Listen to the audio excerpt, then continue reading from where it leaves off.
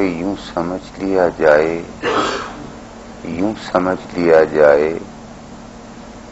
سمجھ لیا جائے کہ جس طرح سانس زندگی کی مجبوری ہے، اس طرح وہ قرآن کی بھی مجبوری ہے، چونکہ وہ کلام الہی کی مجبوری ہیں اور کلام الہی بالواسطہ طور پر فقیر کی مجبوری کا نام ہے۔ اس لیے ہم پر معنویت کا جبر سمجھ کے ہمیں معاف کیا جائے، اس میں ہماری دانستگی کو دخل نہیں ہوتا۔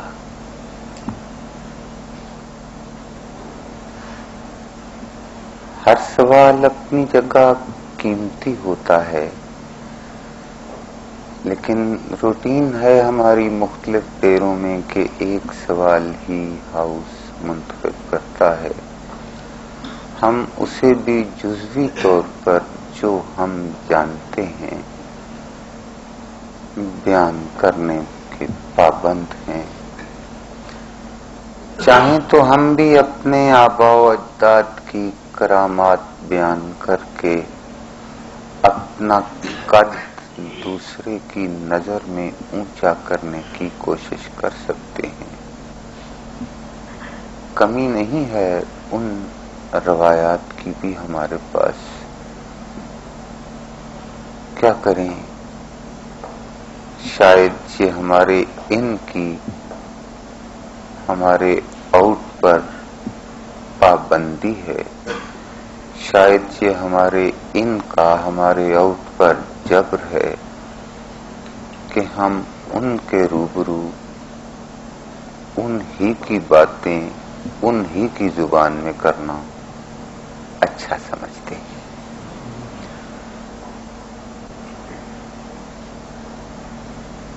صاحبو،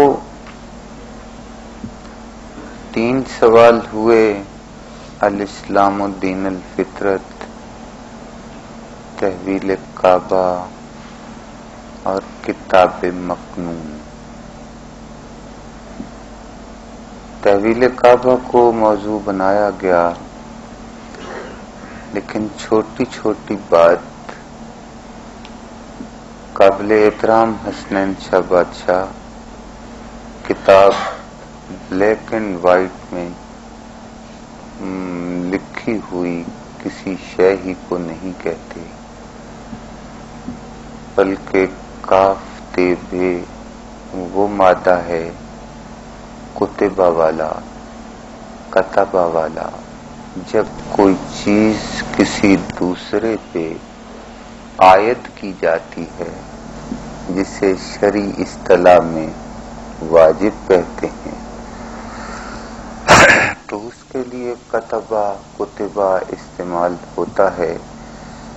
ان تمام واجب شدہ یا عائد کردہ اوامر و نواہی کے مجموعے کو کتاب کہتے ہیں۔ میری بات پھر محسوس کر لیجئے گا کہ اوامر و نواہی کے مجموعے کو کتاب کہتے ہیں، اور آپ کے لیے ایک چھوٹا سا گفٹ کہ مکنون کا مادہ کاف نون ہے، وہی کون، مکان یا تکوین والا مادہ۔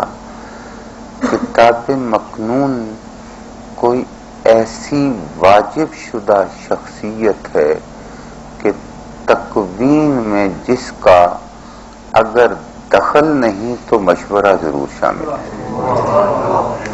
ہم کبھی کتاب مکنون کو پھر لیں گے اور وہ یقینی طور پہ ہم پر کسی نہ کسی حوالے میں واجب کی گئی ہے، اور اس کا ترک واجب ہے۔ صاحبو، جب کوئی اصول معین ہوتا ہے، تشریح کے پیچھے قوت تکوین موجود ہوتی ہے۔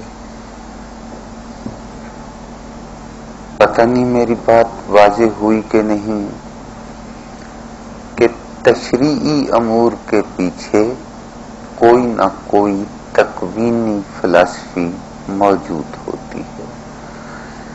کسی شے کی تکوین ہوتی ہے تو اس شے کی تشریح شروع ہوتی ہے.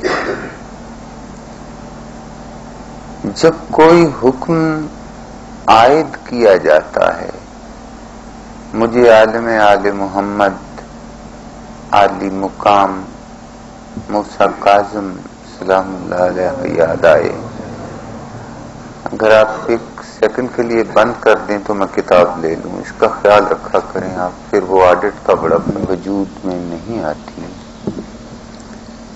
میں باب المشیت والارادہ کتاب التوحید کا کوئی پڑھے بابا؟ آپ پڑھیں بابا رشید.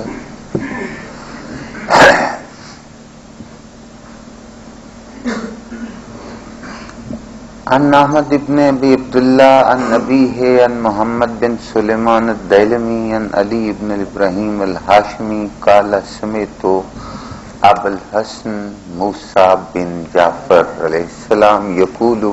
ترجمہ پڑھو. امام موسیٰ کاظم علیہ السلام نے فرمایا کوئی شے نہیں ہوئی مگر جب اللہ نے چاہا، ارادہ کیا، اندازہ کیا اور وجود میں لایا. جی میں پھر پڑھتا ہوں، ادھر دیجیے.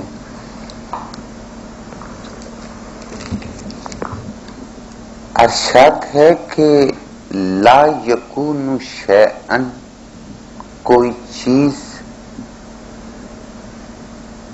تب تک وجود میں نہیں آتی جب تک الا ما شاء، جب تک اسے چاہا نہ جائے. شاء و ارادہ، پھر اس کے بعد ارادہ کیا جائے. و قدرہ، پھر اس کا پیٹرن معین کیا جائے. و قضا، پھر ڈیسیژن لیا جائے. اس کے بعد باری آتی ہے امر کی. میں اس بات کو، تھوڑی خشک بات ہے، میں پھر دہرا دوں. حضور عالم آل محمد علیہ السلام ارشاد فرماتے ہیں کہ اگر تم کوئی چیز ہوتے دیکھو تو یہ مت سمجھو کہ وہ فجائی ارتقاء کے تحت دفعتاً ہونے لگی، بلکہ اس کے ہونے کے پیچھے 5 لیڈرز ہیں. پہلے وہ چیز اللہ کی شاء میں آئی. میں پتہ نہیں اس کا ترجمہ کیوں نہیں کرنا چاہوں گا، ترجمہ اس کا ہے ہی نہیں رجا. مشیت کا ترجمہ کیا کروں میں؟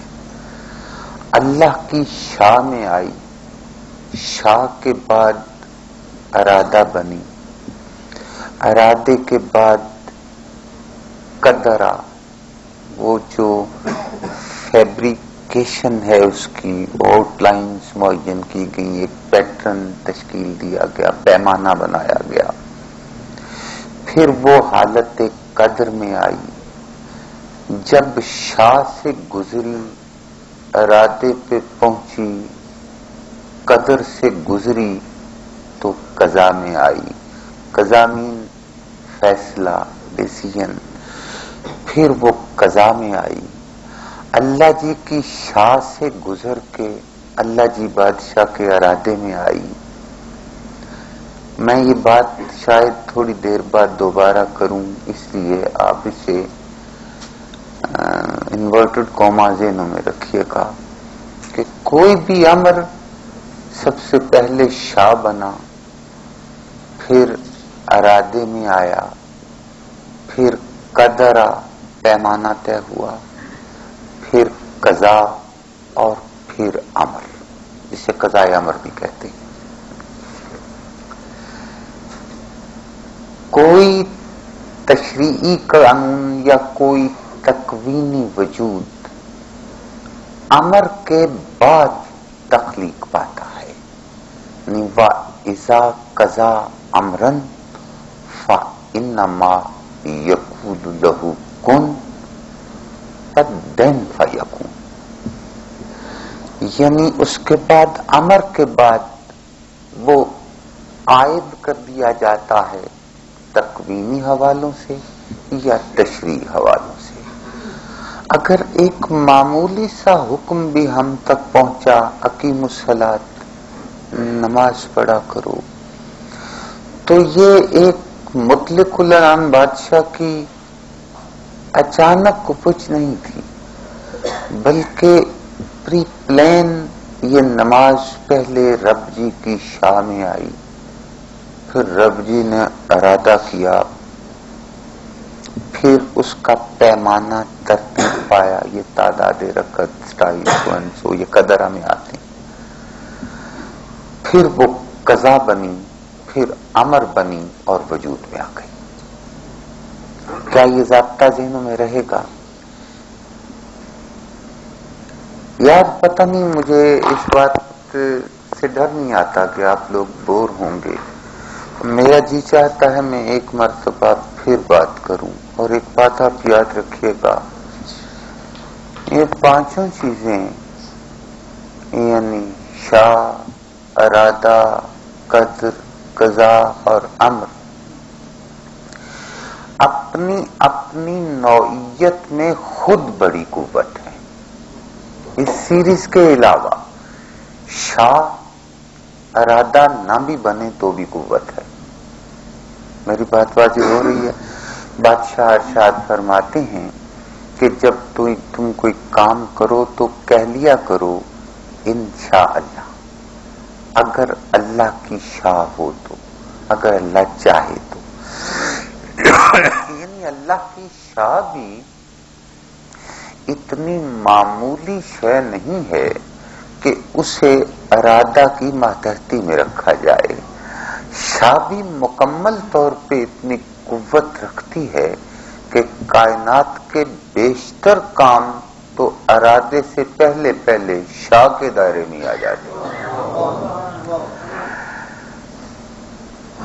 उसके बाद अल्लाह जी का इरादा आता है, बजाय खुद इरादा उनका एक बहुत बड़ी कुव्वत है, उसे मत कदर की मातहती में रखो। वो बजाय खुद इतनी बड़ी पावर है कि बादशाह फरमाते हैं हम इरादा करें तो वो शय हो जाती है। कदरा बजाय खुद एक वैल्यू है, कज़ा बजाय खुद एक वैल्यू है और अम्र बजाय खुद एक वैल्यू है। ये पांच अलग अलग वैल्यूज एक सीरीज में सामने आई कि जब कोई काम हम करते हैं तो बड़ा पक्का करना चाहें तो हम इन पांच कुव्वतों को एक सीरीज में ले आते हैं। वरना बाकी अमूमी काम जो हैं वो तो हम कभी सिर्फ शाह से कर लिए, कभी इरादा से कर लिए, कभी कदरा से कर लिए, कभी कज़ा से कर लिए, कभी अमर भी कर दें तो हम हमारे मुतलक हैं। किसी की मजाल है कि हम अमर तख्वीन में करें या तशरीह में करें और कोई इनकार कर दे जाओ हम नहीं मानते, तो मुमकिन नहीं है। अल्लाह जी की ये पांचों कुव्वतें अलग अलग इकाई में भी वैल्यूज हैं। और जब अल्लाह जी कहते हैं कि मैं को काम पूरे इत्मीनान के साथ, पूरी जुजियात के साथ करना